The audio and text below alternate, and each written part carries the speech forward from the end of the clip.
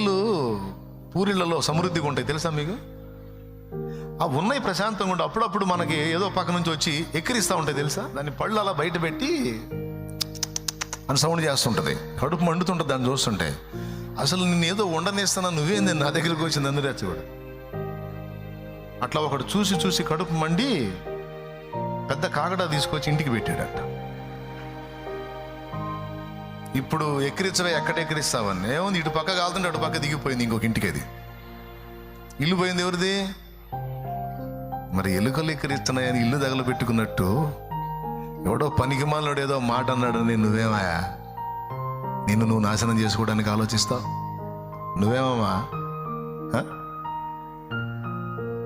ఎలుక ఎక్కిరించిందని ఇల్లు తగల పెట్టుకుంటావా?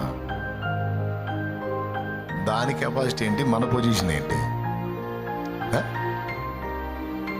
ఒక టమాటా ఎక్కువ, దానికి బోను పెట్టి టమాటా పెట్టామంటే మరుసటి రోజు ఎక్కిరించడం కాదు, దండం పెడుతుంటుంది బోన్లో కూర్చొని.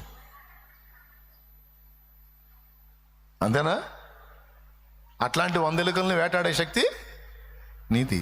కాకపోతే ఇప్పుడు ఎలుకల్లాంటి వాళ్ళు నిన్ను మాట అంటున్నారు, మాట పడే పొజిషన్లో ఉన్నావు. బలవంతుడివే, బలవంతురాలివే, కానీ కావాలని కొన్నిసార్లు అవమానానికి, బలహీనతకు అప్పగిస్తాడు. ఎందుకంటే నీలో దీన మనసు ఇవ్వటానికి. అర్థమైందా? అట్లాంటి వాళ్ళకు 100 మందికి సమాధానం చెప్పే దమ్ము నీకు ఇవ్వగల దేవుడు తోడై ఉన్నాడు. భయపడాల్సిన అవసరం, ఎవరిని లక్ష్య పెట్టాల్సిన అవసరంలే. వాడు ఏందన్న ఇంత మాట అంటే నిన్ను పట్టించుకునేవా? తీరా ఏందిరా వాడు లెక్క చేసేది. ఆ విధమైనటువంటి మనస్సును సాధన చేయండి. పరిశుద్ధాత్మ కొరకు కనిపెట్టి ప్రార్థన చేయండి. ఈ విధమైన శోధనలు నీకు అనుమతిస్తే వాటిని అధిగమించడానికి ముందే మెంటల్గా ప్రిపేర్ అయ్యి ఉండి కనిపెట్టు.